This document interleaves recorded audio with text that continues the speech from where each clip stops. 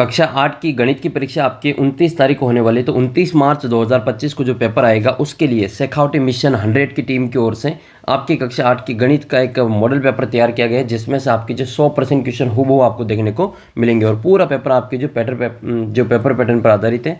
और बोर्ड की जो अनुभवी टीम है इसकी ग्रुप की जो उनकी ओर से इसको तैयार किया गया है और आपका रिजल्ट में इस पेपर से आपको फ़ायदे होगा। लास्ट ईयर भी जो 2024 का पेपर हुआ था उसमें सेम टू सेम क्वेश्चन आपकी परीक्षा में देखने को मिले। तो इस बार भी आपके पेपर में ज़रूर यहाँ से जो 100% क्वेश्चन आपके हूबहू आपको देखने को मिलेंगे। ये पूरी टीम है, मार्गदर्शक टीम, इनकी ओर से इस पेपर को तैयार किया गया है और ये जो गुरुजी हैं इनके द्वारा इस पेपर को जो अच्छे से तैयार किया गया है। तो आपका जो बोर्ड का जो पेपर होगा बहुत ही शानदार होगा। उसके लिए एक मॉडल पेपर आपके टीम की ओर से तैयार किया है, पूरी शेखावटी मिशन 100 टीम की ओर से। तो इस वीडियो में मैं आपको पूरा सॉल्यूशन करवाने वाला हूँ। तो सबसे पहले तो टीम का धन्यवाद देते हैं कि आपने जो इस प्रकार से बच्चों के सहयोग के लिए इतना शानदार पेपर तैयार किया है, जिससे कि बच्चे तैयारी करके बहुत ही शानदार जो नंबर प्राप्त कर सकते हैं। तो इस वीडियो में मैं आपको पूरा पेपर सॉल्व करवाने वाला हूँ। इसके अलावा इसका एक सेकंड पेपर और है। ये तो मॉडल पेपर फर्स्ट है जो बोर्ड ने जारी किया, ग्रुप इसने शेखावटी मिशन 100 की ओर से इसको जारी किया गया है। सेकंड पेपर और है, उसका भी सॉल्यूशन मैं आपको करवा दूंगा, उसका भी वीडियो आपको अपने चैनल के ऊपर मिल जाएगा। इसके अलावा मैंने आपके लिए जो अपने ऐप के ऊपर 100 प्रश्नों का फ्री टेस्ट दे रखा है। तो आप उन 100 प्रश्नों का टेस्ट बिल्कुल फ्री में है, आप ज़रूर देना उनको। उसमें से आपके खूब प्रश्न आपकी परीक्षा में हूबहू आपको देखने को मिलेंगे और बिल्कुल छोटे छोटे क्वेश्चन है, आपको मुक्त ज़बानी याद हो जाएंगे। ऐसे क्वेश्चन आपको वो अच्छे से टेस्ट देना है। तो उनमें टेस्ट में से भी आपके क्वेश्चन 100% प्रश्न पूछे जाएंगे और इस पेपर में से भी आपके जो पेपर आएगा 29 तारीख को उसमें से 100% आपके प्रश्न हूबहू आपको देखने को मिलेगा। तो आइए वीडियो को शुरू करते हैं और मैं आपको जो क्वेश्चन नंबर 1 से लगा के 25 तक सभी प्रश्नों के उत्तर आपको इस वीडियो में बता देता हूँ।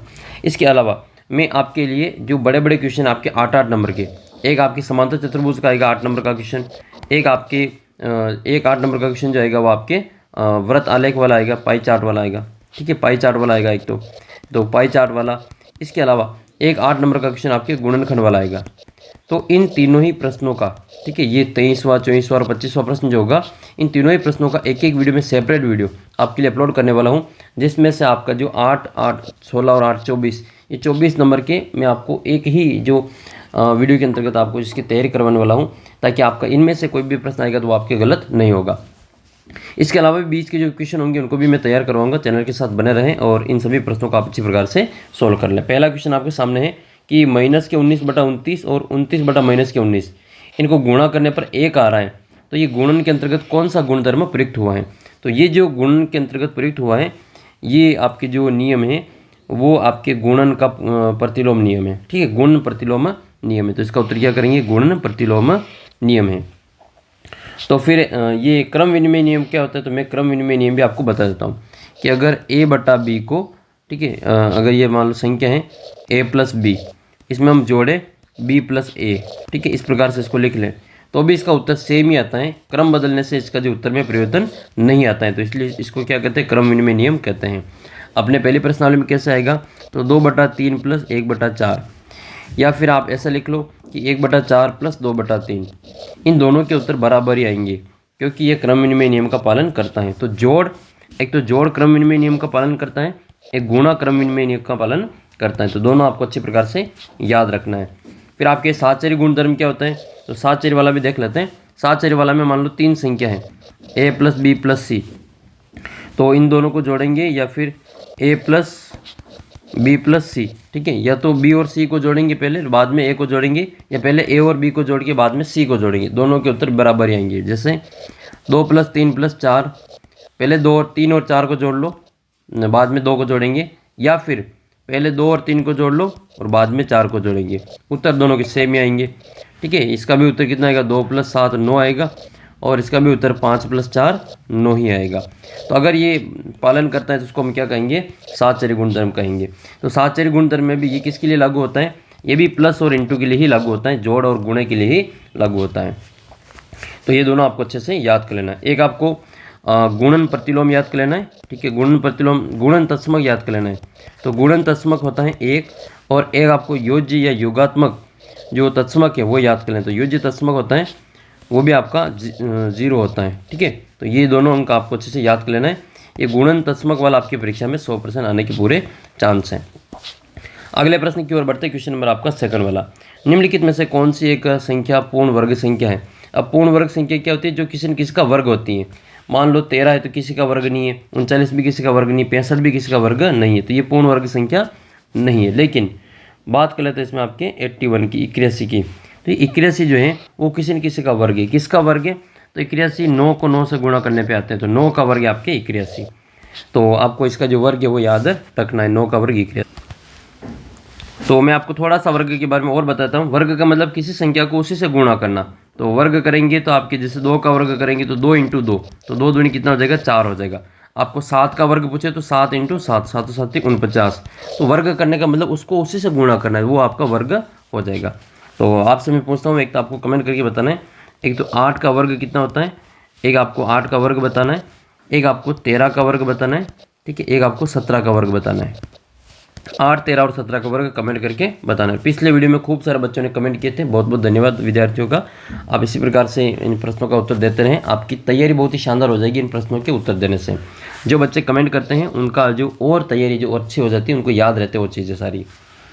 अगला प्रश्न आपकी तीसरा की संख्या 729 का घनमूल निम्न में से कौन सी संख्या है, यानी कि किसका घन है।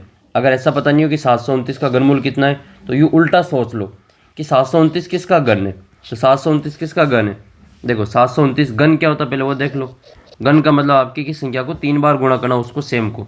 जैसे 2 का घन तो 2 × 2 × 2, तो 2 दूनी 4 और 4 दूनी 8 हो जाएगा। तो 2 का घन कितना होता है, 8 होता है। आपसे पूछे 3 का घन तो 3 × 3 × 3, 3 × 9 और 9 × 27, तो 3 का घन 27 हो जाएगा। तो किसी भी संख्या को, सेम संख्या को 3 बार मल्टीप्लाई करने पर जो आंसर आता है उसको क्या कहते हैं, घन कहते हैं। तो ये बताना कि 729 कौन सी 3 संख्या को गुणा करने पे आता है। या तो 4 ऑप्शन आपके सामने, एक को गुणा करके देख लो, या फिर आपको 1 से लगा के 10 तक घन याद होने चाहिए। किस किस बच्चे को 1 से लगा के 10 तक घन याद है, कमेंट करके बताना है। और 1 से 10 तक घन भी आपको कमेंट करना है, ठीक है। तो आपको पता होगा कि ये 729 किसका है।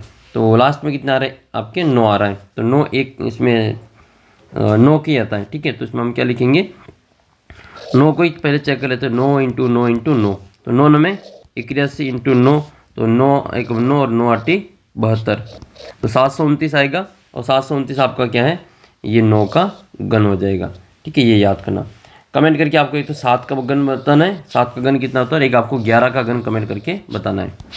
अगले प्रश्न की ओर बढ़ते हैं। क्वेश्चन नंबर 4 है कि यदि 3 की घात m और 3 की घात -5 बराबर में 3 की घात -3 बराबर में 3 की घात +5, तो m का मान ज्ञात करना है। तो हम क्या करेंगे, पहले इसको हल करेंगे। आधार समान उन पे घातें जुड़ जाती है, तो इन दोनों की घातें कितनी हो जाएगी, m प्लस माइनस के 3।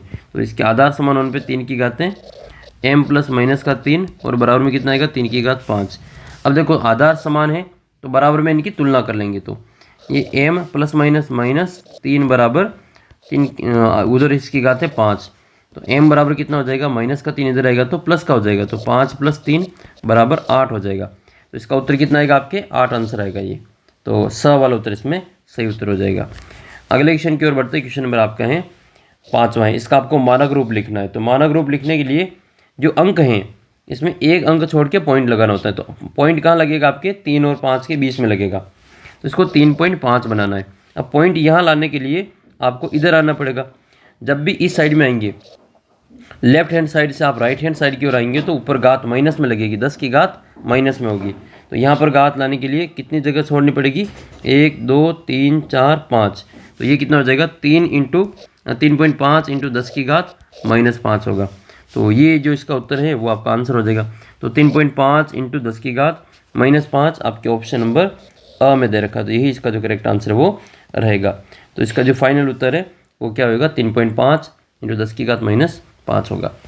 अगला प्रश्न है क्वेश्चन नंबर आपके 6, एक फ्रॉक की सूची मूल्य 220 रुपये है, सेल में 20% बट्टे की घोषणा की जाती है, तो बट्टे की राशि ज्ञात करनी है। मतलब 220 रुपये की वस्तु है, ठीक है, उस पर लिखा हुआ है और उस पर छूट दी जा रही है 20% की। तो आपको छूट कितने रुपए की मिल रही है वो ज्ञात करना है। तो आपको क्या करना है, ये जो इसके ऊपर लिखा हुआ मूल्य है इसका 20% ज्ञात करना है।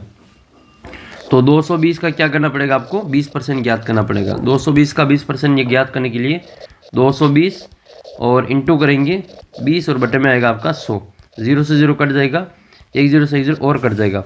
फिर गुणा करेंगे 22 को 2 से, तो 22 दूनी कितने होते हैं, 44 रुपये होते हैं, 44। तो इसका जो करेक्ट आंसर है वो छूट की राशि कितनी है, ₹244 इसके छूट है। तो अब उसका जो क्रय मूल्य वो कितना हो जाएगा, दुकानदार ₹220 उस पर लिखा हुआ है और 20% छूट दे रहा है। तो अब बताओ, आपको कमेंट करके बताना है कि दुकानदार अब उसको जो कोई भी ग्राहक इस फ्रॉक को खरीदेगा तो उसको कितने रुपए देने पड़ेंगे। 20% की छूट के बाद उसको कितने रुपए में वो ड्रेस मिलेगी, ₹220 का 20% निकालने के बाद में आपको क्या करना है, 220 में से 44 को माइनस कर देना है। कमेंट करके बताना कितने रुपए में वो उस ड्रेस को, फ्रॉक को खरीदेगा। अगला जो प्रश्न आपकी ये है कि कौन सा विकल्प सत्य है। तो सभी आयत वर्ग होते हैं, सभी आयत वर्ग होते, ये गलत हो जाएगा। सभी वर्ग समलंब चतुर्भुज होते हैं, तो ये बिल्कुल आपके सही हो जाएगा। सारे के सारे जो वर्ग होते हैं वो समलंब चतुर्भुज होते हैं। ठीक है, ये ऑप्शन नंबर बी इसका जो करेक्ट आंसर वो रहेगा। फिर आपके अगला प्रश्न है कि एक पदी व्यंजक माइनस के 4p और 7pq का आपको गुणनफल ज्ञात करना है। तो माइनस का 4p इंटू आपको गुणनफल करना है 7pq। तो संख्या संख्या को गुणा कर दो, 7 चौक 28, लेकिन 1 माइनस 1 प्लस है तो माइनस प्लस माइनस हो जाएगा, 7 चौक 28 हो जाएगा। p कितनी बार है, 2 बार है, तो p की घात कितनी हो जाएगी, 2 हो जाएगी। q कितनी बार है, 1 बार, तो q की घात 1 यानी कि q रहेगा। तो माइनस के 28 p स्क्वायर q इसका आंसर रहेगा। तो माइनस का 28 p स्क्वायर q इसका जो फाइनल उत्तर वो रहेगा। ऑप्शन नंबर सी इसका सही उत्तर रहेगा। फिर आपके अगला प्रश्न है क्वेश्चन नंबर 9 कि एक फुटबॉल की टीम ने कुल जितने मैच जीते उनमें से 10 जीत हासिल की, उनकी जीत का प्रतिशत 40% था, तो उसने कुल कितने मैच जीते वो हमें ज्ञात करना है। तो इसमें क्या करेंगे, हम पहले मान लेंगे कि उसने जितने भी मैच जीते उनका 40% कितना है, 10 रहे, 10 जीते। तो माना कि x मैच खेले, कितने मैच खेले, माना कि x मैच खेले, टीम ने कितने मैच खेले, x मैच खेले, x मैच खेले तो x ये कुल है जो इसमें लिखेंगे कुल x मैच खेले, तो कुल का 40% 10 है, तो कुल x का जो 40% है वो कितना आ रहा है, 10 आ रहा है।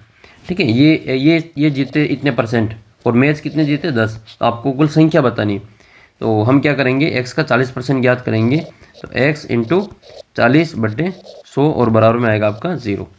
इसका क्रॉस गुणा कर लेंगे तो x बराबर क्या आएगा, 10 इंटू 100 बटे में आएगा आपके 40। 1 0 से 1 0 कट जाएगा। ठीक है, और 100 में 4 का भाग देंगे तो 100 में 4 का भाग 25 बार चला जाएगा, 25 चौक 100 होता है। तो कुल कितने मैच खेले इसने, कुल 25 मैच खेले, और आप 25 का जो 40% भी निकाल के देखना, 10 ही उत्तर आएगा। अगला सवाल आपके एक गुणनखंड करना है। तो गुणनखंड में आपको क्या करना पड़ेगा, इसमें ये जो संख्या दे रखी 12a² इसमें से आपको माइनस करना पड़ेगा, मतलब कॉमन निकालना पड़ेगा। तो 12a² प्लस 15ab²। अब 12 और 15 में किसका भाग जाता है, तो 12 और 15 में 3 का भाग जाता है, तो एक तो 3 कॉमन आएगा। और क्या चीज़ इसमें दोनों में दिख रही है, तो इसमें एक तो a दिख रहा है और एक b दिख रहा है, तो कम घात वाला कॉमन लेते हैं।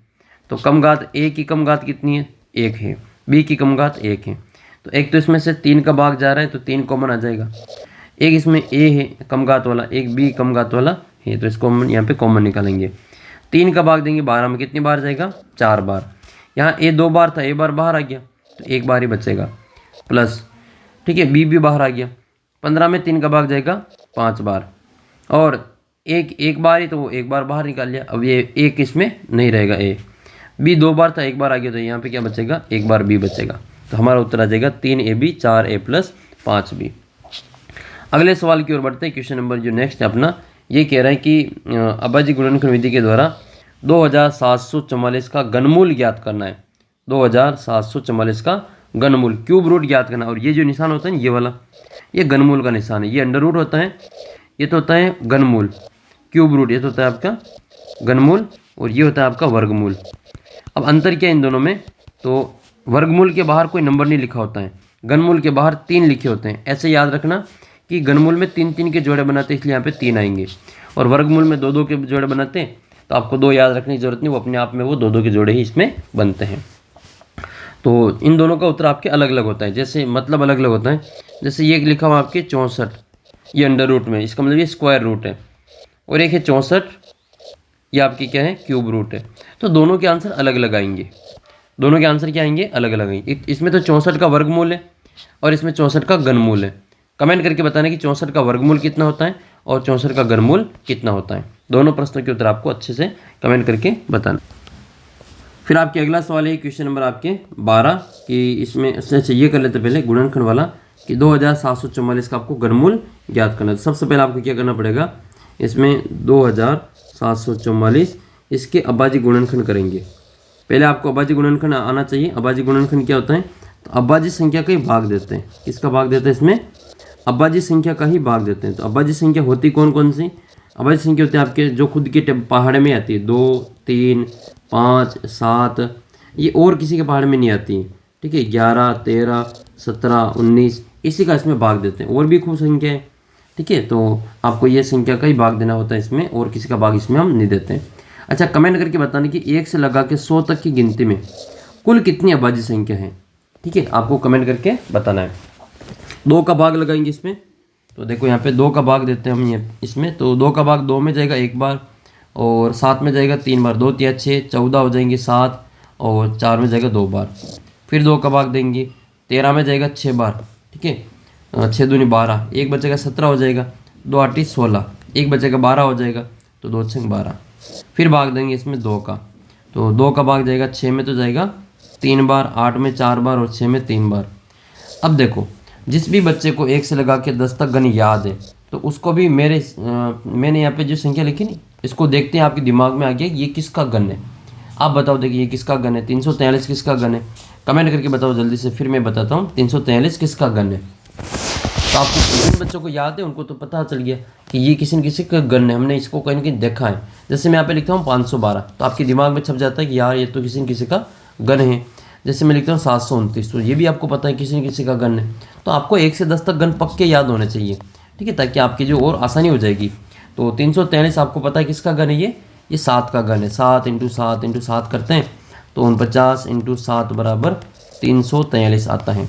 तो ये 343, इसका मतलब 7 अभाज्य संख्या है, और इसमें 7 का ही भाग जाएगा, और किसी का भाग नहीं जाता है। तो 7 का भाग देंगे जिसमें 49 बार जाएगा, फिर 7 का भाग देंगे जिसमें 7 बार जाएगा, और 7 का भाग इसमें 1 बार जाएगा। तो हमने कर लिए इनके अभाज्य गुणनखंड। अभाज्य गुणनखंड करने के बाद में फिर आपको क्या करना है, यहाँ पर इसको लिखना है। यहाँ पर लिखेंगे हम इसको। ठीक है, यहाँ पर लिखेंगे 2744 का घनमूल। ठीक है, घनमूल लिखो, या इसको इस रूप में भी लिख सकते हैं, क्यूब रूट कर लो, ये भी घनमूल का निशान ही है। तो 2744, फिर इसको हम और लिखेंगे, पूरे घनमूल के नीचे इसके गुणनखंड लिखेंगे। तो ये कितनी बार है, तो 2, 3 बार तो 2 है, तो 2 × 2 × 2, और 3 बार 7 है, तो 7 × 7 × 7। अब इसमें 3 की ट्रिपलेट बनते हैं, मतलब त्रिक बनते हैं, 3 संख्याओं के जोड़े बनाए जाते हैं। तो जोड़े तो वैसे 2 के बनते हैं, मैं शब्द इसमें जोड़े ले रहा हूँ, लेकिन आपको याद जोड़े ये, तो इसको ट्रिपलेट कहते हैं। क्या कहते हैं, इसको ट्रिपलेट कहते हैं। ठीक है, ये 3 के ट्रिपलेट है ये। तो इसमें हम क्या करेंगे, इसको एक बार बाहर निकालेंगे, इसमें से 2 आएगा, इसमें से 7 आएगा। तो इसका जो उत्तर है वो कितना आ जाएगा, 2 × 7, मतलब 2 7 14। इसका मतलब क्या है कि ये जो 2744 है, इसका घनमूल कितना आएगा, यहाँ पे आपको लास्ट में लिखना है 2744 का जो घनमूल है, घनमूल क्या हो जाएगा आपके 14 हो जाएगा। यानी कि इसको 14 को जो 3 बार गुणा करेंगे तो 2744 आता है।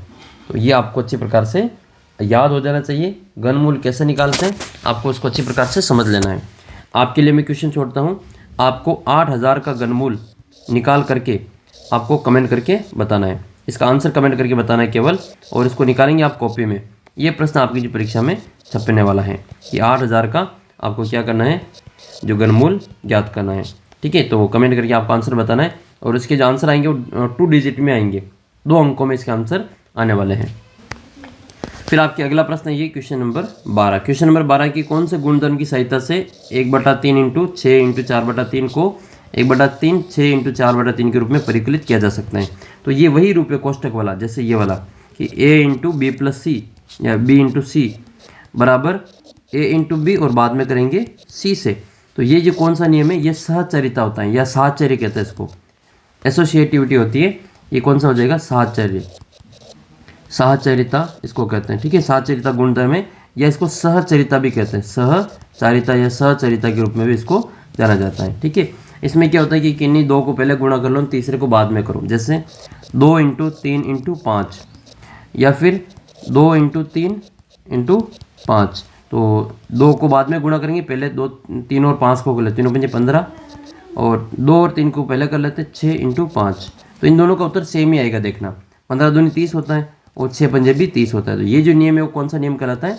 ये एसोसिएटिविटी होती है, इसको अपन साहचर्य या फिर सहचरिता कहते हैं। तो इस प्रकार से आपको इस सवाल को हल करना है। अच्छा, ये आपकी जो अगला प्रश्न है 13वां प्रश्न, ये क्वेश्चन आपके 23वें नंबर पे आएगा। ये क्वेश्चन कितने नंबर पे आएगा? ये आपके 23वें नंबर पे आने वाला। तो ये जो क्वेश्चन है आपके 13वां क्वेश्चन, ये 23वें नंबर पे आएगा और ये 8 नंबर का आएगा बच्चों। कितने नंबर का आएगा? ये 8 नंबर का आएगा। ये आपको क्या है कि एक पाई चार्ट बनाना है। इसमें क्या बनाना है आपको? इसमें पाई चार्ट बनाना है। तो पाई चार्ट बनाने के लिए मैं आपको और भी आपकी किताब की जो पाई चार्ट है वो सभी आपको एक वीडियो में और समझाने वाला हूँ। पहले हम इस क्वेश्चन को सोल्व कर लेते हैं। तो आइए, इस सवाल का आपको क्या करना है? पाई चार्ट बनाना है। तो पाई चार्ट बनाने के लिए आपको क्या करना पड़ेगा? इसकी जो सारणी है वो हमें बनानी पड़ेगी। ठीक है, तो सारणी बना लेते हैं। तो सारणी बनाने के लिए हमको क्या करना पड़ेगा? पहले ये भाषा, फिर विद्यार्थियों की संख्या और कुल का भाग, ठीक है, और इसमें केंद्र का कोण, ये 3 चीज़ें इसमें आपको 2 चीज़ें इसमें नई चीज़ें इसमें और निकालनी पड़ेगी।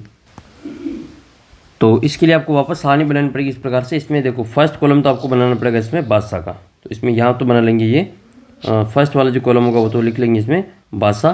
तो यहाँ तो आ जाएगी आपके भाषा, फिर यहाँ आ जाएगा आपके विद्यार्थियों का संख्या। ठीक है, यहाँ पे क्या आएगी? विद्यार्थियों की संख्या आ जाएगी। ठीक है, विद्यार्थियों की संख्या, और यहाँ आएगा आपके संपूर्ण का कौन भाग।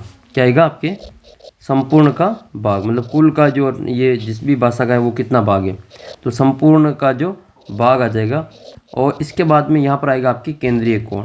क्या आएगा यहाँ पे? केंद्रीय कोण। तो इसको मैं डिटेल से एक आपका जो प्रॉपर जो है इस PDF के रूप में जो बना रखी है उसको समझा देता हूँ मैं। तो ये आपके जैसे क्वेश्चन इसमें आपके, और इसमें आपको क्या करना है? ये 23वें नंबर की क्वेश्चन जो आएगा उसमें आपको ये पूछा जाएगा। तो जैसे भाषा दे रखी है, छात्रों की संख्या दे रखी है और संपूर्ण का भाग और केंद्रीय कोण, ये 4 कॉलम बनेंगे। एक कॉलम में आपको जो प्रश्न दे रखा होगा उसकी भाषाओं का नाम लिख लेना है। दूसरे कॉलम में प्रश्न में आपको छात्रों की संख्या दे रखी होगी। आपको ये 2 नाम नए बनाने हैं, एक तो संपूर्ण का भाग और आपकी केंद्रीय कोण। ये फिक्स क्वेश्चन आपके 8 नंबर में पूछा जाएगा, इसको अच्छे से तैयार कर लेना। तो इसमें आपको क्या करना है? दोनों आपको लिख लेना है, फिर आपको ये वाला निकालना है केंद्रीय भाग। ठीक है, कोण का संपूर्ण का भाग कितना है? तो देखो इसके लिए आपको क्या करना है? अगर आपको इन सभी छात्रों की संख्या की जोड़ नहीं दे रखी तो पहले इसकी जोड़ कर लेनी। जोड़ तो आपको दे रखी हो तो फिर आपको जोड़ से ही काम लगा देना है। ठीक है, ये कितना आपके 72 है। ठीक है, 72। तो 72 में से आपके हिंदी के कितने? 40 है। तो आपको क्या लिखना है? 40/72, यानी कि 72 में से 40 हिंदी के। अगर ये कटते होंगे तो इनको काट देंगे। तो कितनी बार कट जाएगा? ये कट जाएगा आपके 8 के पार्ट से कट जाएगा ये। 8 पंजे 40, ठीक है, और 8 9 में 72, तो ये 5/9 आ जाएगा यहाँ पे। इसी प्रकार से आपको ये अंग्रेजी का बताने की, अंग्रेजी में कितने? 12 हैं। तो 72 में से 12 अंग्रेजी के, तो इसको काटेंगे तो 12 एकम 12 और 12 छंग 72, 1/6 आएगा।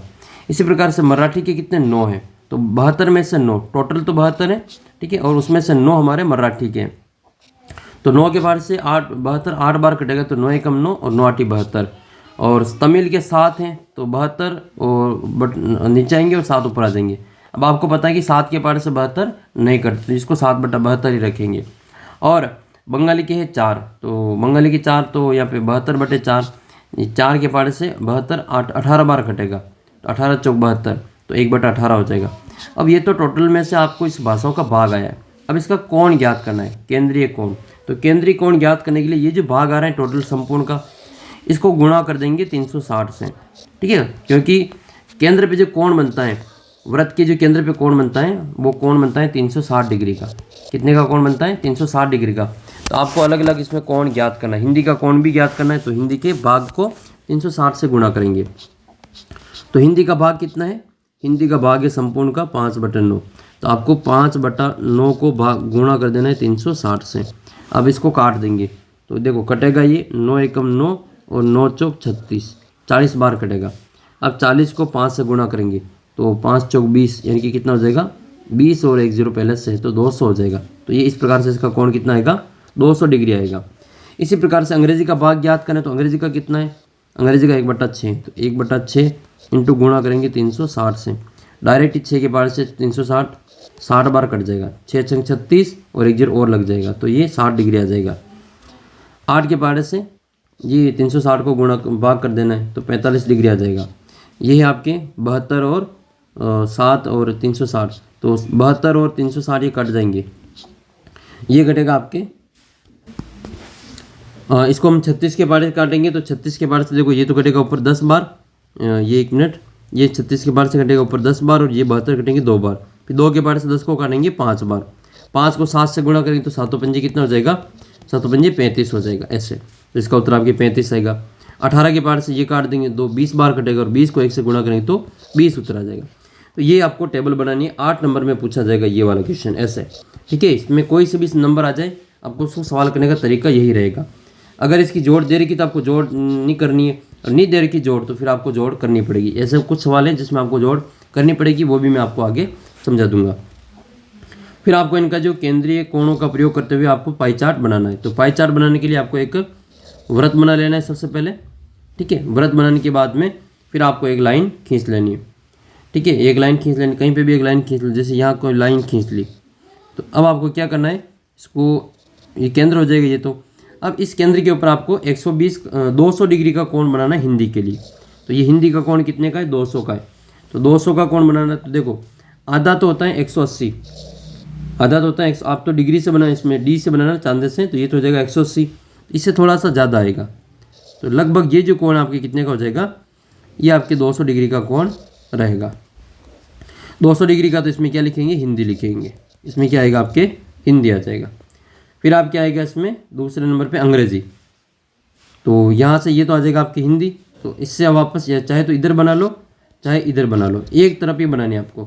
तो एक तरफ बना लेंगे, जैसे हम इधर चल रहे हैं, घड़ी की साइड में चल रहे हैं, क्लॉकवाइज चल रहे हैं, तो हम यहाँ पर बनाएंगे 200 डिग्री के बाद में अंग्रेजी वाला कोण। अंग्रेजी का कोण कितना है, अंग्रेजी का कोण है 60 डिग्री का। तो यहाँ पे क्या करेंगे, 60 का कोण बनाएंगे। तो लगभग ये जो कोण है आपके 60 डिग्री का आपके डी से बनेगा। तो यहाँ क्या लिखेंगे, अंग्रेजी लिख लेंगे। फिर अंग्रेजी के बाद में मराठी का, तो मराठी का कितना है 45 डिग्री का। तो यहाँ पर 45 डिग्री का कोण बनाएंगे। तो ये जो कोण है आपके कितने का हो जाएगा, 45 का, यहाँ लिखेंगे मराठी।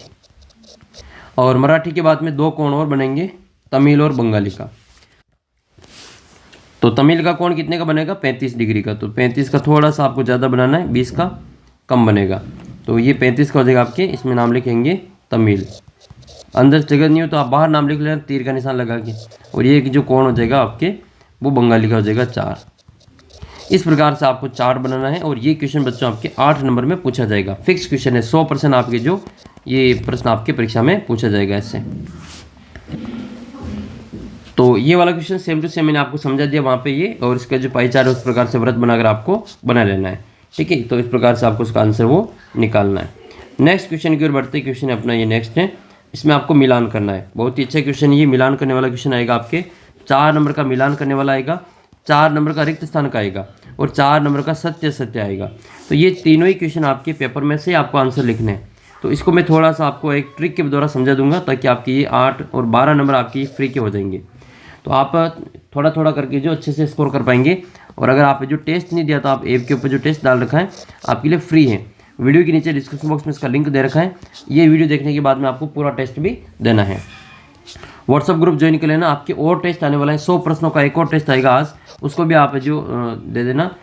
इस वीडियो के नीचे इसका जो लिंक मैं आपको उपलब्ध करवा दूंगा, वहाँ पर आप क्लिक करके जो इसका 100 प्रश्नों का एक और टेस्ट आएगा उसको भी आपको देना है।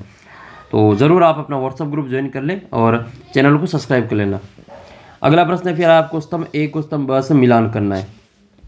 मिलान कर लेते हैं जैसे, तो इसमें आपके दे रखा है ये कि 2 की घात 2, 2 की घात 2 और उसकी घात 3।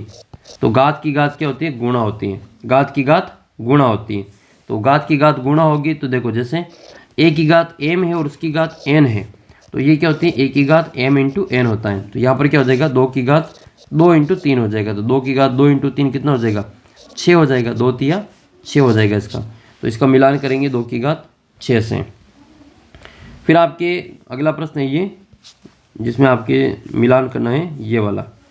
ये देखो, ये इसकी घात कितनी है, इसकी घात देखो ऊपर 0 है। तो किसी की भी घात 0 होती है, p की घात 0 तो इसका उत्तर 1 आएगा। याद रखना है इसको अच्छे से, ठीक है। चाहे m की घात 1 है तो भी इसका उत्तर 1 ही आएगा। कोई सा भी नंबर देखिए आपको पूछ ले, केवल 0 को छोड़ के, नहीं 0 की घात 0 का उत्तर 1 नहीं होता है, ये आपको याद कर लेना है। मतलब यहाँ पे 0 को छोड़ के कोई भी नंबर आ जाए तो इसका उत्तर हमेशा 1 ही आएगा। ठीक है, तो अशून्य संख्या आ जाए, शून्य को छोड़ के अकेले 0 को छोड़ के कोई सी भी संख्या आ जाए, जैसे मान लो 10 की घात 0 है तो भी 0 इसका उत्तर 1 ही आएगा। मतलब अकेला 0 नहीं होना चाहिए, बाकी कोई भी नंबर हो सकता है। तो यहाँ पर अगर मान लो ये संख्या लिखी हुई है और इसकी संख्या ऊपर घात 0 है तो इसका उत्तर 1 ही आएगा। चाहे 2 की घात 10 इंटू 5 की घात 17 इंटू 3 की घात 18 और इसकी घात वापस ऊपर 0 कर दें तो बस ये 1 हो जाएगा। ठीक है, चाहे कितना ही बड़ा हीरो हो उसको ये 0 1 पे ले आएगा। तो इसको अच्छे से याद कर लेना। तो ये इसका मतलब इसका उत्तर कितना आएगा आपके, इसका उत्तर 1 आ जाएगा। ठीक है, ये आपको अच्छे से याद कर लेना है। अच्छा, 2 की घात 0 प्लस 3 की घात 0 प्लस 4 की घात 0, इसका अगर आपको मान पूछे तो कितना आएगा, तो देखो इसका उत्तर होता है 1, इसका उत्तर होता है 1 और इसका भी उत्तर होता है 1, तो 1 प्लस 1 प्लस 1 3 हो जाएगा। और ये प्लस की जगह पे इंटू होता, आपको पता है इंटू में आपकी 1 को कितनी बार गुणा कर दो इसका उत्तर 1 ही आता है। तो इंटू में होगा तो इसका उत्तर 1 आएगा और प्लस में होगा तो इसकी जोड़ करके आपको बताएं, 2 बार हो तो 2 बार जोड़ करनी, 3 बार हो तो 3 बार जोड़ करनी। अगला प्रश्न आपकी ये सी वाला, 1/2 की घात 3 है और उसकी घात वापस 2 है। तो ये आपको पता है कि घात की घात क्या होती है, गुणा होती है। तो ये क्या हो जाएगा, 1/2 की घात 6 हो जाएगा। अब 2 की घात 6 ये नीचे है, हर में है तो इसको ऊपर ले जाएंगे तो आपके देखो 1 के बटे में तो उत्तर कहीं दे ही नहीं रखा है इसमें, तो हम क्या करेंगे, इसको ऊपर ले जाएंगे। तो जब भी घात 1/m को हम ऊपर ले जाते हैं तो ये 1 की घात -m हो जाती है, या माइनस होती है तो इसको नीचे लाते तो ये प्लस की हो जाती है। तो हम नीचे से ऊपर जा रहे हैं तो माइनस हो जाएगी, तो ये 2 की घात कितनी हो जाएगी, -6 हो जाएगी। तो इसका जो उत्तर आपकी कितना आएगा, 2 की घात -6 आएगा। तो इसको मिलान करेंगे 2 की घात -6 से।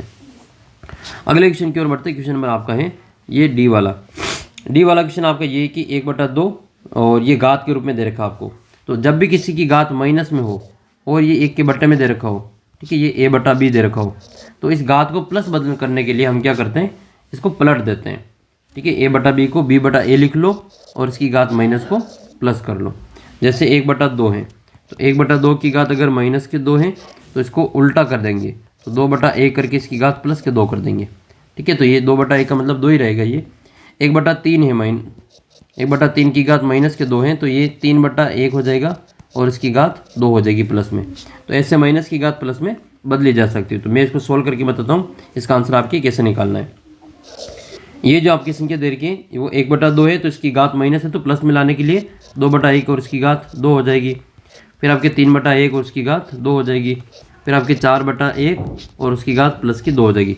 सभी माइनस की घात को हमने प्लस की घात बदल दिया, इनको अंश को हर में और हर को अंश में चेंज करके। ये नियम में हम चेंज कर सकते हैं ऐसा। अब आपको इसका वर्ग कर लेना है। बट्टे में आपका 1 का कोई मतलब है नहीं, ऊपर होता तो मतलब होता है, नीचे बट्टे में अकेला 1 का कोई मतलब नहीं होता है। तो 2 की घात 2 कितनी होती है, 4 होती है। 3 की घात 2 कितनी होती है, 9 होती है। और 4 की घात 2 कितनी होती है, 16 होती है। इन सभी की जोड़ कर लेंगे तो 16 और 4 20, 20 और 9 कितने हो जाएंगे, 29 हो जाएगा। तो इसका जो फाइनल उत्तर है वो कितना आएगा, आपके 29 अंश का आंसर आएगा। ठीक है, इस प्रकार से इसका आंसर आपके 29 लिखना है। तो उम्मीद करता हूँ कि ये वाला भी क्वेश्चन आपको अच्छी प्रकार से समझ में आ गया होगा। फिर आपके देखो कुछ क्वेश्चन आपके ये दे रखें जिसमें आपको कुल पृष्ठीय क्षेत्रफल बताना है। बेलन का कुल पृष्ठीय क्षेत्रफल क्या होता है, तो बेलन का जो कुल पृष्ठीय क्षेत्रफल होता है वो होता है आपके 2πr कोष्ठक h + r होता है। ये बेलन का कुल पृष्ठीय क्षेत्रफल है। और 2πrh ये बेलन का वक्र पृष्ठीय क्षेत्रफल है।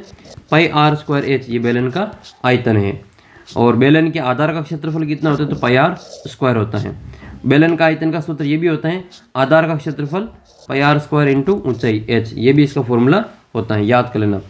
इस व्यंजक का आपको गुणनफल करना है। तो m कितनी बार है, m की घात 2, m की घात 1, तो m की घात 3 हो जाएगी। n कितनी बार है, तो n आपकी 1 बार, 2 बार और इसकी घात 1, इसकी घात 2, तो ये n की घात भी 3 हो जाएगी। p कितनी बार, तो p आपके 2 बार, यानी कि p की घात 1 और 2 3 हो जाएगी, जिसका उत्तर आपके से आधार समानुपात पे घातें जुड़ जाती हैं। 5x y का अखंडनीय रूप क्या हो जाएगा, तो 5 × x × y, इसको गुणा के रूप में लिखना है। बैंक अथवा डाकघर जैसी संस्थाओं में आपके पास जमा किए गए धन पर इन संस्थाओं द्वारा भुगतान किया जाता है। इस अतिरिक्त धन को क्या कहते हैं, ब्याज कहते हैं। इसको क्या कहते हैं, ब्याज कहा जाता है। संख्या 90 एक पूर्ण वर्ग संख्या है, तो ये किसी का वर्ग नहीं है, तो ये आपके असत्य हो जाएगा। सबसे छोटी पूर्ण घन संख्या 8 है, तो सबसे छोटी पूर्ण घन संख्या 8 नहीं होगी, वो 1 होती है। 1 का घन जो होता है वो आपके 1 का घन 1 होता है, तो ये भी आपके असत्य हो जाएगा। 6, 8 और 10 पाइथागोरन त्रिक बनाते हैं, बिल्कुल सही बात है। 6 का और 8 का वर्ग करके जोड़ेंगे तो वो आपके 10 के वर्ग के बराबर आ जाता है। 6 का वर्ग 36, 8 का वर्ग 64, दोनों को जोड़ेंगे तो 10 का वर्ग 100 के बराबर इसका आंसर आता है। तो ये आपके पाइथागोरन त्रिक में होता है। फिर आपके अगला प्रश्न है ये कि संख्या 529 का वर्गमूल 27 होता है, तो ये गलत है। ये 529 का वर्गमूल तो 23 होता है। 23 किसके वर्ग 529 किसके वर्ग है? तो 529 जो आपके 23 का वर्ग है, तो ये आपके असत्य हो जाएगा। क्वेश्चन आपके यही आने वाले हैं इसी प्रकार से, थोड़ा सा इसमें आपको ऊपर नीचे देखने को मिलेंगे। फिर आपके अगला प्रश्न है कि यदि किसी डिब्बे की मिठाई को 24 बच्चों में बांटा जाता है तो प्रत्येक बच्चे को 5 मिठाइयाँ मिलती हैं। यदि बच्चों की संख्या में 4 की कमी हो जाए तो प्रत्येक बच्चे को कितनी मिठाई मिलेगी, ये आपको बताना है। तो ये जो क्वेश्चन आपके अनुपात समानुपात वाली प्रश्नावली से पूछा जा रहा है। देखो, अगर बच्चे ज़्यादा होंगे तो मिठाइयाँ कम मिलेगी और बच्चे कम होंगे तो मिठाइयाँ ज़्यादा मिलेगी। अनुपात कैसा आपको पता चल गया, ये प्रतिलोम अनुपात है। कैसा अनुपात है? ये प्रतिलोम अनुपात है।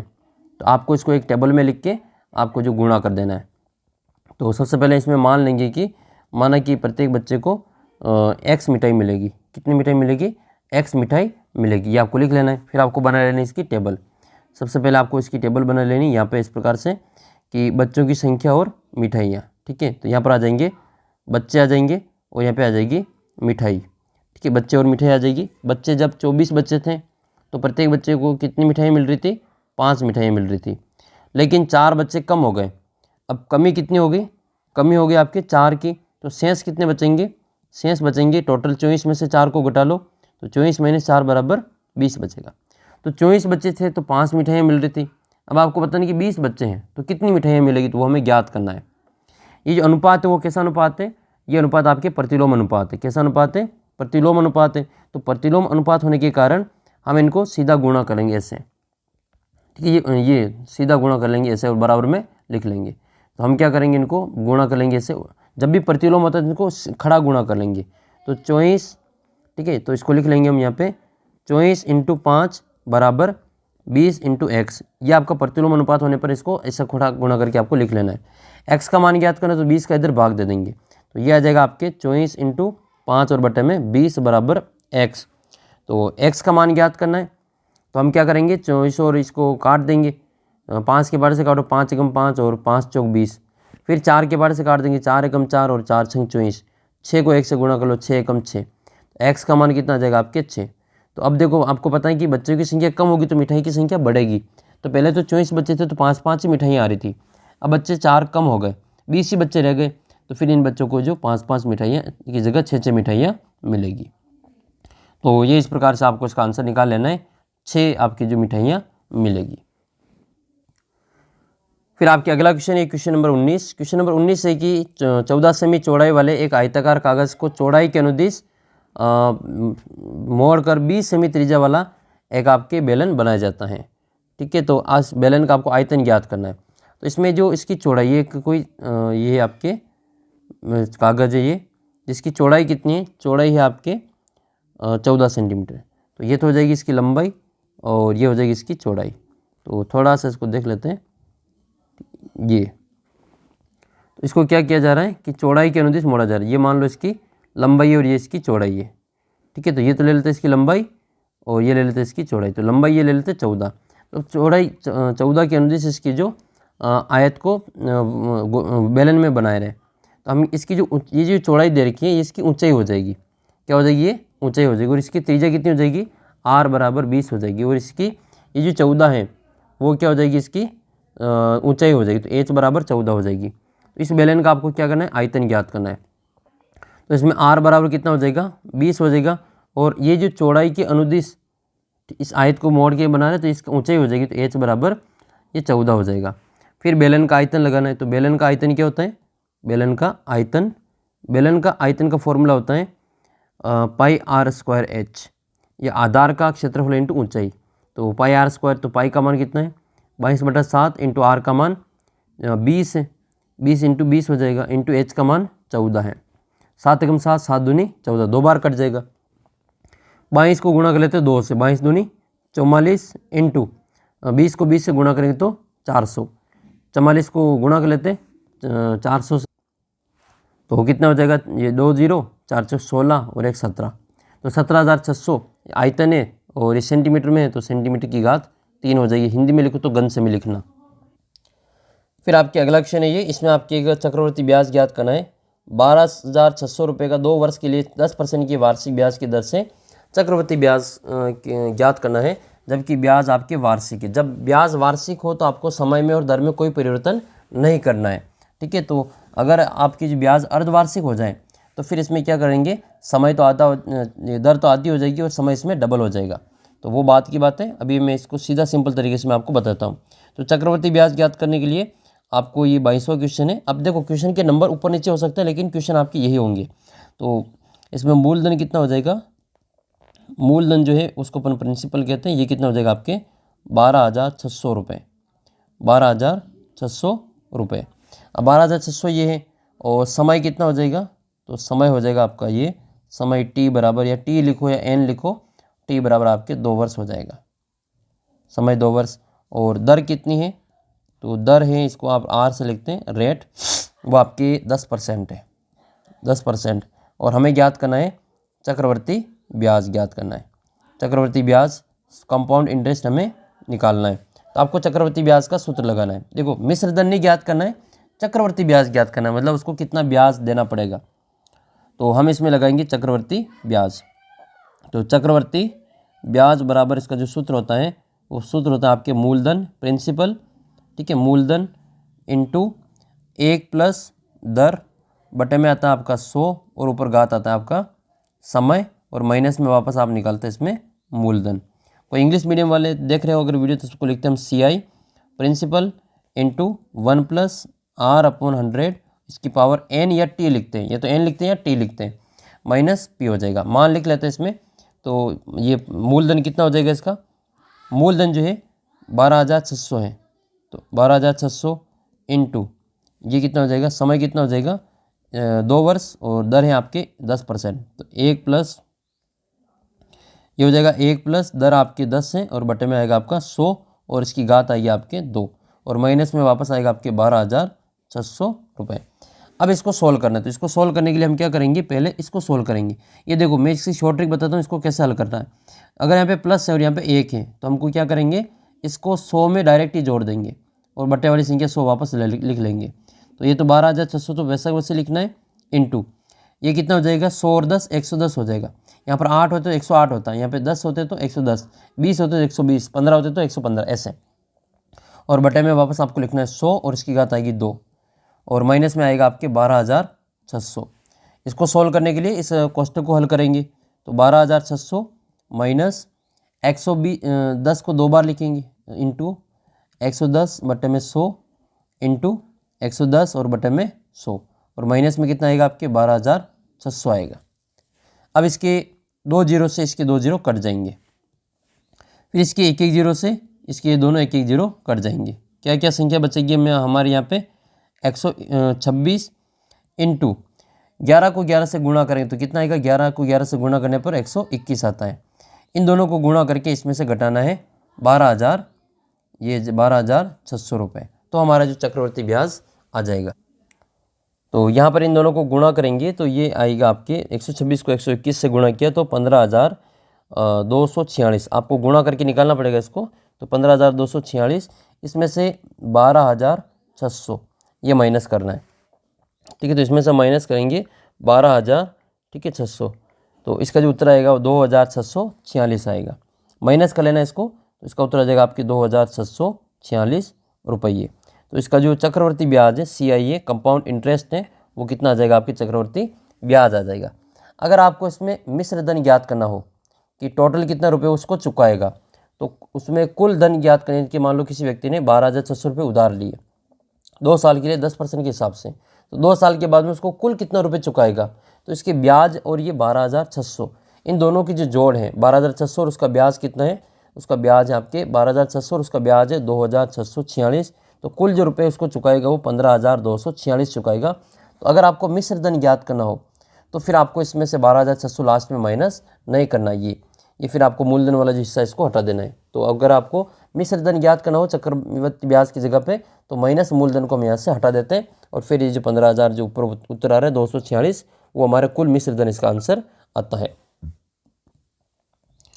फिर एक सवाल आपके जो ये 4 नंबर का आएगा जिसमें आपको ग्राफ खींचना होगा। ठीक है, 4 नंबर में आपको ये ग्राफ खींचना है। तो ग्राफ खींचने के लिए एक आपको समय में और इसकी दूरी में आपको ग्राफ खींचना है। कैसे ग्राफ खींचना है, तो आपको दो आपके ग्राफ देगा, सवाल में ही आपको ग्राफ दिया जाएगा आगे। ठीक है, तो इसमें पेपर में आपको ग्राफ मिलेगा। तो ग्राफ में आपको क्या करना है, इस प्रकार से 2 लाइनें खींच लेनी। एक तो खड़ी लाइन खींचनी है जिसको वाई एक्स नाम दे देना है, और एक आड़ी लाइन खींच लेनी जिसको एक्स एक्स नाम दे देना है। ठीक है, ये तो हो जाएगी आपकी एक्स एक्स और ये हो जाएगी आपकी वाई एक्स। फिर आपको ऊपर वाला जो लाइन है इसको तो लेना है एक्स एक्स पे और नीचे वाले को लेना है वाई एक्स पे। तो इधर हो जाएगा आपके समय घंटे में, इधर तो हो जाएगा आपके समय घंटे में। यहाँ पर आपको लिखना है समय घंटे में। ठीक है, और इधर जो वाई एक्स है वो आपकी क्या है, दूरी है किलोमीटर में। इधर आपकी आ जाएगी दूरी किलोमीटर में। ठीक है, इधर किलोमीटर में दूरी लिख लेंगे। अब आपको ये देखना है कि समय कितना है, तो 1 घंटा, 2 घंटा, 3 घंटा और 4 घंटा। तो हम क्या करेंगे, एक एक सेंटीमीटर के बराबर में 1 घंटा, 2 घंटा, 3 घंटा, 4 घंटा, 5 घंटा ऐसे ले लेंगे। तो एक्स अक्ष पे पैमाना क्या हो जाएगा, 1 सेंटीमीटर बराबर 1 घंटा। तो 1 घंटा, 2 घंटा, 3 घंटा, 4 घंटा और 5 घंटा। तो पैमाना भी आपको साथ के साथ में अच्छे से याद हो जाएगा। और दूरी कितनी है, 30, 60, 90 और 120। देखो ये 3 का पहाड़ा हो रहा है, 3 एकम 3, 3 दूनी 6, 3 9, 3 चौक 12, मतलब 30-30 का गैप है। मतलब गैप बराबर 30-30 का, तो हम इसको सीधे ही ले लेंगे 30, 60, 90 और 120। तो 1 सेंटीमीटर के बराबर में कितना हो जाएगा, 30। 1 सेंटीमीटर के बराबर 30 किलोमीटर हो जाएगा। वाई एक्स पे पैमाना क्या हो जाएगा, 1 सेंटीमीटर के बराबर में 30, 1 सेंटीमीटर बराबर में 30। तो 30 और 30 60, 60 और 30 90, 90 और 30 120, और 120 और 30 150। इस प्रकार से आपको इसको बना लेना है। ये बनाने के बाद में फिर आपको देखना है कि 1 घंटे में कितना किलोमीटर जा रहे हैं, 30 किलोमीटर जा रहे हैं। तो 1 का 30 के साथ में मिलान करना है। तो 1 और 30 इन दोनों का आगे मिलान करेंगे ऐसे, तो ये आपकी मिलेगा कहीं यहाँ पे। तो यहाँ पर आपको ऐसा बिंदु बना लेना है। फिर आपको 2 का 60 पे बनाना है। तो 2 वाला का बनेगा आपके 60 के ऊपर, 3 वाला बनेगा 90 के ऊपर, तो 3 वाला 90 के ऊपर, 4 वाला बनेगा 120 के ऊपर, तो 4 वाला हो जाएगा ये 120 के ऊपर। फिर आपको इन सभी को क्या करना है, यहाँ से मूल बिंदु से इसको मिलान करके लिख लेना है। ठीक है, इस प्रकार से ये थोड़ा सा आपके इसमें ग्राफ में बनेगा तो बिल्कुल एक्यूरेट बनेगा ये, और ये चारों बिंदु एक साथ इसमें दिखेंगे। तो ये मिलान कर लेना है। और फिर आपके एक प्रश्न पूछेंगे कि क्या ये मूल बिंदु से जा रहा है, तो अगर ये 0 से जाता हो तो हम लिख लेंगे हाँ ये मूल बिंदु से जा रहा है। और पैमाना लिखना ऊपर आपको, ये क्या करना है, यहाँ पे पैमाना लिखना है। तो पैमाना क्या होता है, इसके लिखने के नंबर मिलेंगे आपको, ये 4 नंबर में आएगा क्वेश्चन। तो पैमाना आपके एक्स अक्ष पे और वाई अक्ष पे दोनों पे लिखना है। पैमाना एक्स अक्ष पर क्या लिखेंगे, 1 सेंटीमीटर या 1 बड़ा खाना बराबर क्या लिखेंगे, एक्स अक्ष पे कितना लिया, 1 घंटा लिया, तो समय घंटे में तो 1 घंटा ले लेंगे।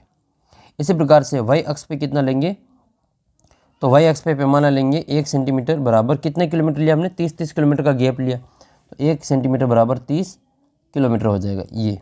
और ये आपके जो पूरा ग्राफ बन जाएगा। फिर इसमें कुछ प्रश्न पूछ रहे हैं, इनका आपको जवाब देना है कि 75 किलोमीटर तय करने में कितना समय लगा। अब 75 कहाँ पर आएगा, 75 आएगा आपके 60 और 90 के बीच में, बीचों बीच में आएगा ये 75 यहाँ पे।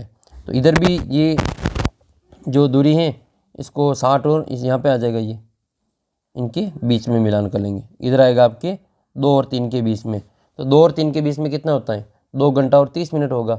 ठीक है, आधा, ये आधा हो जाएगा यहाँ पे, तो 2 घंटा और आधा घंटा, तो ये कितना हो जाएगा, 75 किलोमीटर में कितना समय लग रहा है इसमें आपके, 2 घंटा और या 2.5 घंटा या 2 घंटा और 30 मिनट, इस प्रकार से आप इसमें लिखेंगे। तो 2.5 या तो 2.5 घंटे लिखेंगे या 2 घंटे 30 मिनट लिख लेना। ठीक है, 2 घंटे और 30 मिनट लिखेंगे। 2 घंटे 30 मिनट में ये 75 किलोमीटर जाएगा। 3.5 घंटे में कितनी दूरी तय करेगी, 3.5 घंटे कहाँ आएंगे, 3.5 घंटे 4 और 3 के बीच में आएंगे।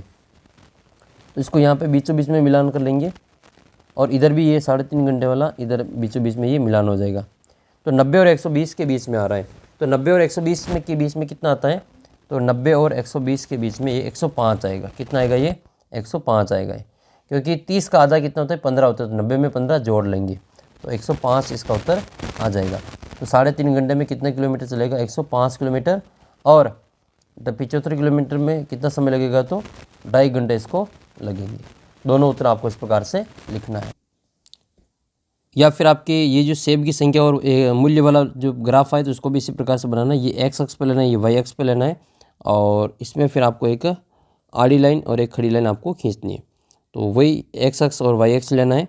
इधर आ जाएगा आपके एक्स अक्ष और इधर आएगा ये वाई अक्ष। इधर आएगा ये ऊपर ये आड़ी अक्ष लाइन पे आपके सेब की संख्या, ठीक है। सेब की संख्या आ जाएगी 1 2 3 4 5, 1 2 3 4 5 और मूल्य आ जाएगा आपके रुपयों में। तो इधर आएगा आपके मूल्य, इस साइड में आएगा आपके मूल्य आ जाएगा, ठीक है। मूल्य रुपयों में आ जाएगा। यहाँ पर आएगा आपके 5 रुपये, 10 रुपये, 15 रुपये, 20 रुपये और 25 रुपये।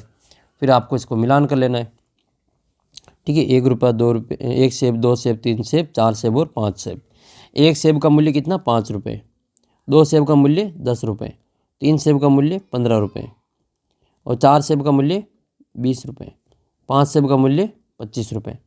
फिर इन सब को यहाँ से जो मिलान करते हुए एक लाइन खींच लेनी है, तो सीधी रेखा से आपका ग्राफ बन जाएगा।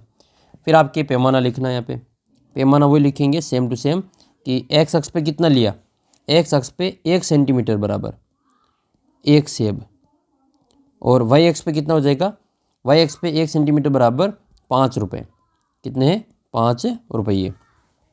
एक मिलान कर 3 सेब का मूल्य कितना होगा, तो 3 सेब का मूल्य कितना है, तो 3 सेब का मूल्य 15 रुपये है। तो इसका उत्तर हो जाएगा आपके 15 रुपये। 20 रुपये में कितने सेब मिलेंगे, तो 20 रुपये में सेब मिलेंगे आपको 4 सेब, ठीक है। 20 रुपये के 4 सेब मिलेंगे। ये इधर सेब है और इधर मूल्य है, तो 20 रुपये के 4 सेब है और 15 रुपये के 3 सेब है। तो ये आपके अच्छे से आपको समझ में आ गया होगा।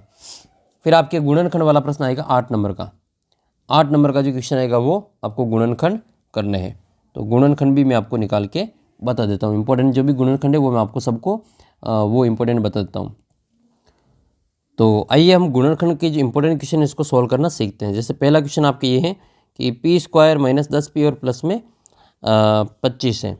तो ये इसको सॉल्व करना सीखते हैं। पी स्क्वायर माइनस 10p और प्लस में आपका 25 है। इसको सॉल्व करने के लिए आपको क्या करना है, ये जो बीच वाली संख्या होती है ना p वाली या x वाली, इसके टुकड़े करते हैं। जिनको जोड़ा या घटाए तो ये वाली संख्या आ जाए 10 आ जाए और उनको गुणा करें तो आपके 25 आ जाए। तो देखो यहाँ पे 10 के टुकड़े करो, जिनको जोड़ा या घटाए तो 10 आ जाए वापस और गुणा करें तो 25 आ जाए। तो 10 के टुकड़े क्या क्या होंगे, एक तो 2 और ये इसमें इनको टुकड़े करने जिसमें क्या हो जाएगा आपके 5 और 5 हो जाएगा। क्या हो जाएगा? 5 और 5, 5 और 5 कितना हो जाएगा? 25 हो जाएगा। ये इसका उल्टा कर लो, 25 के टुकड़े कर लो, जिनको जोड़ा या घटाए तो 10 आ जाए। तो 25 के टुकड़े क्या होंगे? 5 × 5 हो जाएगा। तो इसको 5 + 5 10 हो जाएगा ये। तो इसकी जगह क्या लिखेंगे? पी स्क्वायर माइनस, अब देखो उत्तर प्लस के चाहिए गुणा करने पे और जोड़ने पे माइनस के चाहिए, तो दोनों माइनस माइनस के ले लेंगे। -5 × -5, तो गुणा करेंगे तो प्लस का 25 हो जाएगा और जोड़ेंगे तो -5 और -5 -10 आ जाएंगे ऐसे। तो -5p और -5p और प्लस में आएगा आपका 25। इसमें से कॉमन निकालेंगे, p कॉमन निकाल लेंगे। यहाँ बचेगा आपका p - 5। यहाँ से -5 कॉमन आएगा तो यहाँ बचेगा आपके p - 5, ठीक है। तो इस प्रकार से आपका ये कॉमन आ जाएगा। तो इसको जो बाहर है इसको कॉमन लिख लेंगे, जो 2 बार इसको 1 बार लिख लेंगे। तो 1 बार तो लिखेंगे p - 5 जो 2 बार आया है। एक बार जो कोष्ठक के बाहर है इसको भी कॉमन कोष्ठक में बंद कर देंगे। तो ये हो जाएगा p और ये -5 आएगा। तो इसका जो उत्तर आपके p - 5 आ जाएगा। इसी प्रकार से आपके एक अगला सवाल है, उसको भी हम सोल्व करते हैं। क्वेश्चन नंबर आपके सेकंड है ये 49 x² - 36। तो इसको आपको पता होगा, ये स्क्वायर के रूप में दे रखा है 49 x² - 36। अब ये जो संख्या है वो किसी न किसी का स्क्वायर है, ठीक है। ये एक सीधा फॉर्मूला बनता है a² - b² वाला। इसको क्या लिखते हैं हम? a + b और a - b लिखते हैं। ये कब लगाते हैं? जब दो संख्या दे रखी हो और दोनों के ऊपर स्क्वायर, वो किसी का स्क्वायर बन रही हो, तो ये वाला सूत्र लगा लेना, आंसर आ जाएगा। तो यहाँ पर देखो ये 49 7 का वर्ग है और x² को x लिख के इसका होल स्क्वायर लिख लेंगे और 36 को लिखेंगे 6 का स्क्वायर। अब फॉर्मूला लगेगा ये a² - b², a² - b² ये क्या होता है? a + b और a - b आता है। तो a का मान कितना है? 7x है। तो एक बार तो आएगा आपके 7x + 6 और एक बार आएगा 7x - 6। बस ये इसका फाइनल उत्तर आ जाएगा। इसी प्रकार से ये वाला देख लेते हैं, थर्ड वाला थर्ड वाले में आपकी क्या कहा जा रहा है, थर्ड वाले में आपके A M square plus B M square, ये हो जाएगा आपका A M square plus B M square plus B N square plus A N square. तो इसमें एम स्क्वायर डबल है, इसमें एन स्क्वायर डबल है, तो इसमें क्या ले लेंगे हम, एम स्क्वायर कॉमन ले लेंगे। तो ये एम स्क्वायर बराबर क्या हो जाएगा, ए प्लस बी हो जाएगा। और इधर क्या हो जाएगा हमारा, एन स्क्वायर कॉमन आ जाएगा, तो यहाँ पे क्या बचेगा, बी प्लस ए होगा। अब बी प्लस ए को ए प्लस बी भी लिख सकते हैं, तो इसको कॉम वापस सही करके लिख लेंगे, a plus b plus N square.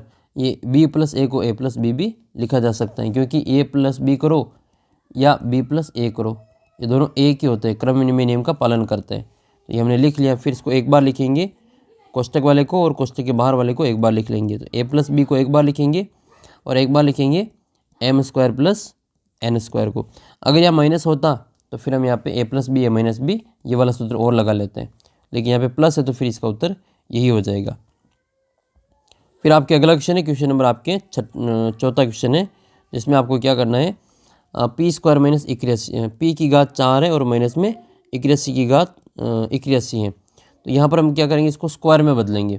तो घात की घात तो गुणा होती है, तो पी की घात 4 को क्या लिख सकते हैं, पी की घात 2 और उसकी घात 2 लिख सकते हैं। और 81 को क्या लिख सकते हैं, 9 की घात 2 लिख सकते हैं। तो ये हो जाएगा आपका पी की घात 2 और उसकी घात हो जाएगी 2 माइनस 81 की घात, इस 81 को लिख सकते हैं 9 की घात 2 के रूप में। तो हमारा जो सवाल है वो वापस ए स्क्वायर माइनस बी स्क्वायर के रूप में आ गया है। इसको क्या लिखेंगे, ए प्लस बी में और ए माइनस बी में। तो ये हो जाएगा आपका पी स्क्वायर प्लस 9 और सेकंड वाला क्या हो जाएगा आपका पी स्क्वायर माइनस 9। आपको पता होगा कि 9 वापस किसी न किसी के वर्ग हैं, तो 9 को वापस स्क्वायर के रूप में लिखा जा सकता है और ये माइनस भी है। तो पी स्क्वायर प्लस 9 तो वैसे वैसे आएगा, लेकिन ये जो पी स्क्वायर माइनस 9 है इसको लिख लेंगे हम 3 का स्क्वायर। इसको क्या लिख लेंगे, 3 का स्क्वायर लिख लेंगे। तो यहाँ पर अपना जो उत्तर है वो एक बार वापस ए स्क्वायर माइनस बी स्क्वायर लगेगा। तो पी स्क्वायर प्लस 9 और इधर आएगा आपके पी प्लस 3 और इधर आ जाएगा आपके पी माइनस 3। तो फाइनल उत्तर आपका ये इस प्रकार से ये आ जाएगा। उम्मीद करता हूँ कि ये आपको अच्छे प्रकार से समझ में आ गया होगा। तो अच्छे से आपको समझना है और प्रश्नों के उत्तर भी आपको ये निकालना है। फिर आपके नेक्स्ट सवाल है ये 24 वाला, तो इसको भी सोल्व करते हैं। 24 वाले सवाल में आपको कॉमन लेके भाग देना है इसमें। तो यहाँ पर ऊपर जो दे रखा है उसको देख लेते हैं। ऊपर दे रखा आपके 24, ये दे रखा आपके एक्स स्क्वायर वाई जेड और प्लस में एक्स वाई स्क्वायर जेड और प्लस में एक्स वाई जेड स्क्वायर और बटे में आएगा आपके 8 एक्स वाई और जेड। तो एक तो 24 में ये 8 में 8 का भाग 24 में डायरेक्ट ही चला जाएगा 3 बार। फिर हम एक्स वाई जेड कॉमन निकालेंगे ऊपर से, ठीक है। इसमें एक्स, इसमें भी है एक्स, इसमें भी है एक्स, तो एक तो एक्स कॉमन आ जाएगा, तो 3 इंटू एक्स और एक वाई तीनों में है तो वाई भी आ जाएगा बाहर और जेड तीनों में तो जेड भी बाहर आ जाएगा। तो क्या बचेगा ऊपर, एक्स एक बाहर चला गया तो एक एक्स और वाई ही बचेगा, इसमें एक्स वाई जेड बचेगा, एक्स वाई जेड प्लस इसमें से वाई बाहर चला गया तो इसमें भी क्या बचेगा, इसमें आपका एक ही वाई बचेगा, तो एक्स वाई और जेड बचेगा। फिर यहाँ से वाई बाहर चला जाएगा, जेड बाहर चला जाएगा तो यहाँ पे क्या बचेगा, एक्स वाई और जेड बचेगा और बटे में क्या आएगा आपके एक्स वाई जेड आएगा। तो इस एक्स वाई जेड से ये वाला एक्स वाई जेड कट जाएगा और क्या बचेगा इधर ऊपर 3, और ये कितनी बार है, 3 बार है, तो इसको लिख लेंगे हम 3 इंटू 3 एक्स वाई और जेड लिख लेंगे। तो ये कितने हो जाएगा, 3 तिया 9 एक्स वाई जेड, इसका जो फाइनल उत्तर वो आएगा। फिर इसमें से ये वाला आपके इंपॉर्टेंट है, इसको भी हम सोल्व कर लेते हैं। ये वाला इंपॉर्टेंट इस प्रकार से है कि Y square plus 7y plus 10, तो ये हो जाएगा Y square plus 7y plus 10 और बटे में आएगा आपका y प्लस 5। तो पहले इसका गुणनखंड कर लेंगे ऊपर, फिर इसका भाग दे देंगे। तो y इधर साइड में हम इसका गुणनखंड कर लेते हैं, ठीक है। तो वाई स्क्वायर ये इसका इसी के साथ में इसका गुणनखंड कर लेना है, तो ये हो जाएगा Y square plus 7y plus 10। 10 के टुकड़े करो, जिनको जोड़ा है घटाए तो 7 आ जाए, तो 2 और 5 हो जाएगा, 2 पंजे 10, 5 और 2 7। तो सबसे पहले Y square plus 7y plus 10y के गुणनखंड करते हैं। 10 के टुकड़े करो, जिनको जोड़ा है घटाए तो 7y आ जाए, तो 5 और 2 आ जाएगा इसका गुणन टुकड़े। तो Y square plus 2y plus में 5y और प्लस में 10। इसमें से कॉमन निकालेंगे तो y दोनों में दिख रहा है तो y कॉमन निकाल लेते हैं। इसमें से एक y बाहर चला गया तो एक y बचेगा और 2y में से y चला गया तो यहाँ पे 2 बचेगा। इसमें से 5 कॉमन निकालेंगे। कॉमन निकालने का मतलब भाग दे रहे हैं, तो ये y बचेगा और 10 में 5 का भाग 2 बार जाएगा। तो यहाँ पर है y+2 और y+2, इसको एक बार लिख लेंगे, तो ये आएगा आपके y+2। और जो कोष्ठक के बाहर है y+5, इसको कोष्ठक के अंदर बंद कर देंगे। अब ये जो मान आया ये इसका मान है, इसका गुणनखंड है, तो वो यहाँ लिख लेंगे। तो ये इसके गुणनखंड क्या हो जाएंगे, y2 और y+2 और y+5, और बटे में क्या आएगा आपके y+5 आएगा। अब यहाँ पे y+5 से y+5 कट जाएगा, तो बचेगा क्या इसका उत्तर y+2 बचेगा। यही हमारा फाइनल आंसर रहेगा। ठीक है, इस प्रकार से इसको हल करना है। ये वाला भी हल कर लेते हैं, 7x + 14x वाला, और बटे में x+2 है, तो 7x² + 14x और बटे में अपना है x+2 है। तो ऊपर से कॉमन निकलेगा, एक तो 7 दोनों में, तो 7 का भाग चला जाएगा, और एक x दोनों में, तो x बाहर निकल जाएगा, तो 7x बाहर आएगा, तो यहाँ बचेगा एक तो x, और प्लस x बाहर आएगी तो 7 का भाग 14 में 2 बार जाएगा, और बटे में क्या हमारा x+2 है, तो इस x+2 से x+2 कट जाएगा, तो बचेगा क्या हमारा केवल 7x बचेगा। सेम इसी प्रकार से आपको जो अपना जो चौथा क्वेश्चन उसको भी हल कर लेना है। ठीक है, तो ये है हमारे पास में p cube -q⁻6 minus p⁻6 और बटे में आएगा आपका p⁻3 और q⁻3। तो इसमें से देखो p⁻3 और p⁻3 इसमें भी है, इसमें q⁻3, इसमें q⁻3, ये दोनों बाहर निकालेंगे, तो p⁻3 और q⁻3 बाहर निकालेंगे, तो यहाँ बचेगा आपकी q⁻3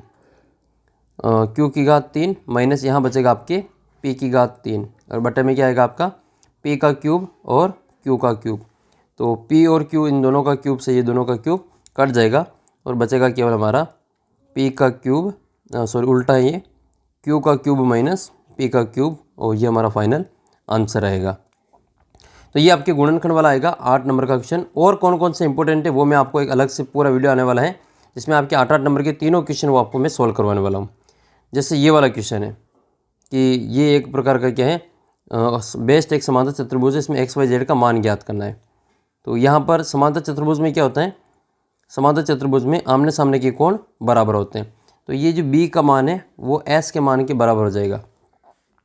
तो कोण B या कोण S बराबर हमारा कोण B हो जाएगा। कोण S का मान कितना है, X है, और कोण B का मान है 100 डिग्री। क्यों बराबर होते हैं, तो समांतर चतुर्भुज के जो सम्मुख कोण है वो बराबर होते हैं, तो सम्मुख कोण के कारण ये लिख लेंगे बराबर होते हैं, सम्मुख कोण बराबर होते हैं। तो x का मान कितना आ गया हमारे पास में 100 आ गया है। अब x के मान से हम इस t का मान ज्ञात कर सकते हैं, या फिर z का मान भी ज्ञात कर सकते हैं। तो कोण t को और कोण इसमें कोण b को और कोण इस z को जोड़ेंगे, तो हमारा जो उत्तर है वो कितना आएगा, ये 180 डिग्री आएगा। तो कोण b प्लस कोण z, इन दोनों की जोड़ 180 डिग्री के बराबर आती है, क्योंकि ये आसन कोण संपूरक होते हैं। आसन कोण जो होते हैं लगातार कोण, आसन कोण का योग कितना होता है, 180 डिग्री होता है। कोण b का मान कितना है, तो 100 डिग्री है, तो ये आ जाएगा आपके 100 डिग्री प्लस कोण z हमें ज्ञात करना है, और बराबर में 180 डिग्री। तो कोण z बराबर कितना आएगा, कोण z बराबर 180 माइनस 100, 180 में से 100 को घटाओ तो कितना बचेगा, केवल 80 डिग्री बचेगा। तो कोण z बराबर कितना आ जाएगा, 80 डिग्री इसका आंसर आएगा। तो x का मान 100 हो गया, z का मान 80 हो गया, तो इसी प्रकार से y का मान भी ज्ञात कर लेंगे। y का मान ये बाहर वाला है, तो देखो कोण ये एक सीधी रेखा पे कोण बन रहा है z और y, तो हम क्या करेंगे, जैसे मान लो ये कोण है, ये z और ये y है, तो इन दोनों की जोड़ 180 के बराबर होगी, क्योंकि एक सरल रेखा के ऊपर कोण बन रहा है। तो यहाँ पर हम लिखेंगे कोण y प्लस कोण z बराबर क्या होगा, 180 डिग्री होगा, कारण के रैखिक कोण युग्म है, ये रैखिक कोण युग्म है।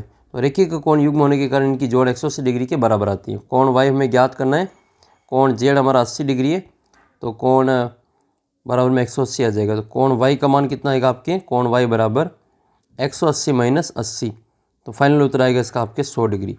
तो कोण y का मान कितना आ जाएगा, कोण y बराबर 100 डिग्री।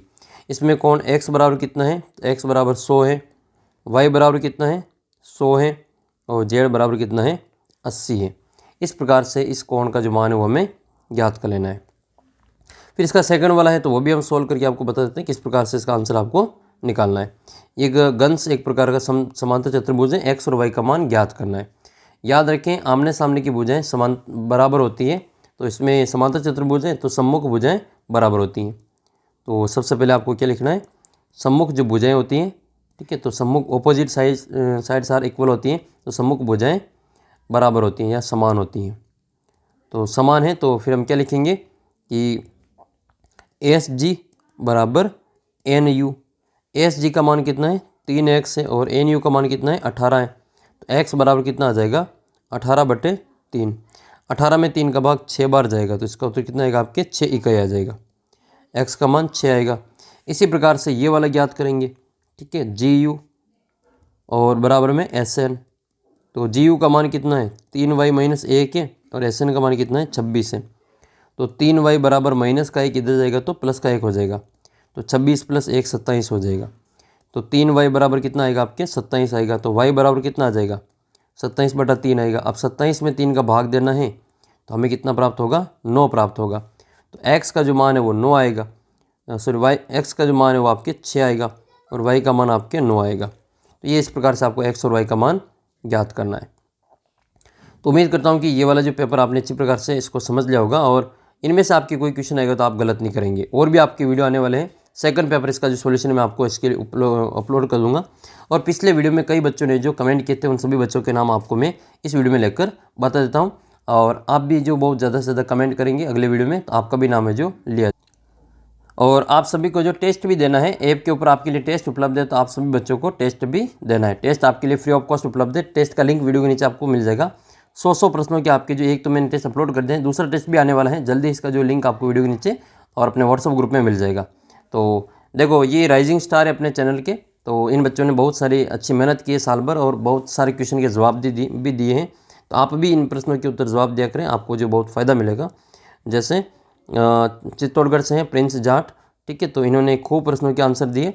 और फिर है नेवाराम लोमरोर, जयपाल राठौड़ है, सतीश मीणा है, पवन कुमार हैं, आदित्य पारिक ब्लॉक्स हैं और विजय गोदारा हैं, जसराज गुर्जर हैं, star gaming free fire FF47 है और गोविंद मीणा, कमलेश चौधरी, पूजा योगी, सगस बाबा म्यूजिक, मालका खेड़ा और राम किशोर, मोहित, जसराज, रेखा गोस्वामी, प्रभुलाल न्यूनमा, राजकुमार मीणा, बीरमा दिवासी, परमेश्वर राठौड़, भरत शॉर्ट्स। इसके अलावा इसमें शॉर्ट्स किंग है और शिवराज सिंह है, लालचंद बुनकर है, सुखराम मीणा है, अनीता मीणा है, राम नायक हैं, रामदयाल देवड़ा, बाबू चौधरी, धापू चौधरी और इधर है इसमें आपके लाली नायक हैं, एक मिनट, लाली नायक, संतोष राठौड़ हैं और वनय सिंह सिंगल हैं और इसके अलावा राजकुमार हैं, कुंदन मरोठा हैं, हिमजा पटेल हैं। और इधर बात करें तो इसमें आपके अरविंद सिंह राजपुरोहित, मयंक हैं, अरविंद सिंह राजपुरोहित, मोनू सिंह हैं, मुकेश गिरी हैं, ममता बंजारा हैं।